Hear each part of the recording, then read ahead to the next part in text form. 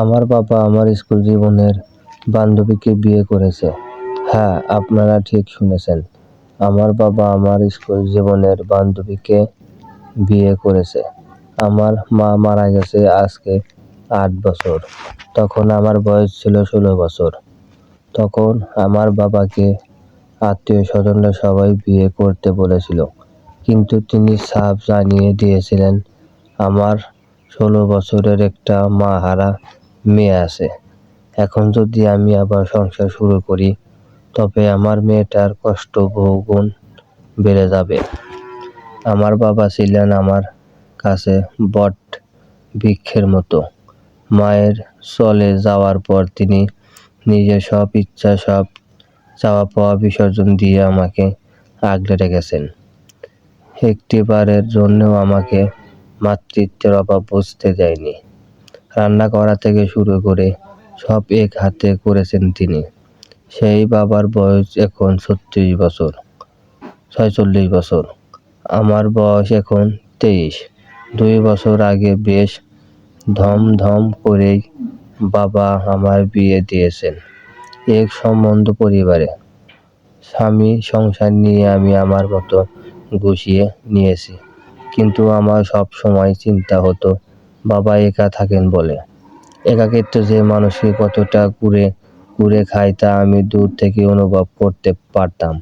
তাই আমি নিজেই কতবার বাবাকে বলেছি, বাবা, একবার তো তোমার একজন সঙ্গীর দরকার। তোমার নিজের জীবনটাও তো একটু গুছিয়ে নেওয়া উচিত। কিন্তু বাবা সবসময় হেসেই উড়িয়ে দিতেন। আজ সকালে বাবার ফোন পেয়ে যখন গ্রামের বাড়িতে এলাম, তখন ড্রয়িং রুমে বসে থাকা মানুষটাকে দেখে আমার মাথার উপর যেন আকাশ ভেঙে পড়ল। নববধূর লাল শাড়িতে যে মেয়েটি মাথায় ঘোমটা দিয়ে বসে আছে, সে আর কেউ নয়, রিমা।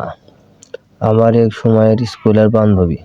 স্মৃতির পাতাগুলো খুব দ্রুত পেছন দিকে দৌড়াতে লাগলো। ক্লাস 8-এ পড়ার সময় রিমা আর আমি এক বেঞ্চেই বসতাম। বেশ চঞ্চল আর মিষ্টি একটা মেয়ে ছিল সে, কিন্তু অভাবের তীব্র করাতে তাদের সংসারটা ছারখার হয়ে যাচ্ছিল। 8ম শ্রেণীর পর আর তার পড়াশোনা এগোয়নি। বাবা মা তাকে জোর করে মাত্র 17 বছর বয়সে এক মাতালের সাথে বিয়ে দিয়ে দিয়েছিল। তার কপালে সুখ লেখা ছিল না। বিয়ের পর থেকে যৌতুকের লোভ আর নেশার টাকা জোগাড় করতে তার উপর চলত অমানসিক শারীরিক নির্যাতন। অবশেষে সেই নরক যন্ত্রণা সহ্য করতে না পেরে বছর 3 আগে তাদের ডিভোর্স হয়ে যায়। তার বয়স এখন 25 বছর। আজ আমার সেই 25 বছরের স্বর্ণ ছাড়া বান্ধবীটি আমারই বাবার স্ত্রী। সম্পর্কের এই হিসাব নিকাশ আমি কোনোভাবে মেলাতে পারছি না। সাইমা বাবাকে খুব অচেনা অপরাধীর গলায় ডাকতে শুনলাম। বাবার চেহারা এক অজানা, আত্মজ্ঞানী আর ভয়ানক স্পষ্ট। আমি ধীর পায়ে রিমার সামনে গিয়ে দাঁড়ালাম। রিমা এক সময় আমার কাছে এসে নিজের কষ্টের কথা বলে কাঁদত, আর আজ সে আমার বাবার পাশে স্ত্রী হিসেবে দাঁড়িয়ে আছে। রিমার চোখ দুটো জলে ছলছল করছে। সে আমার দিকে তাকাতে পারছে না। তার দৃষ্টি থমকে আছে মেঝের দিকে। বাবা, এটা কি হলো? আমার গলা দিয়ে আওয়াজটা প্রায় বুঝে আসছিল। বাবা একটা দীর্ঘশ্বাস ফেলে আমার মাথার উপর হাত রাখার জন্য হাতটা বাড়ালেন, কিন্তু পরক্ষণে কি ভেবে হাতটা গুটিয়ে নিলেন। নিচু গলায় বললেন, মা, সাইমা তোকে না জানিয়ে হুট করে এই কাজটা করে ফেলেছি, বলে আমাকে ক্ষমা করে দিস। তুই হয়তো ভাবছিস আমি নিজের বয়সের কথা ভুলে গিয়ে একটা কম বয়সী মেয়েকে বিয়ে করে এনেছি, কিন্তু বিশ্বাস কর, পরিস্থিতি আমাকে এই সিদ্ধান্ত নিতে বাধ্য করেছে। আমি কোনো উত্তর না দিয়ে স্থির হয়ে দাঁড়িয়ে রইলাম। মাথার ভেতর হাজারটা চিন্তা ঘুরপাক খাচ্ছিল। সমাজ কি বলবে?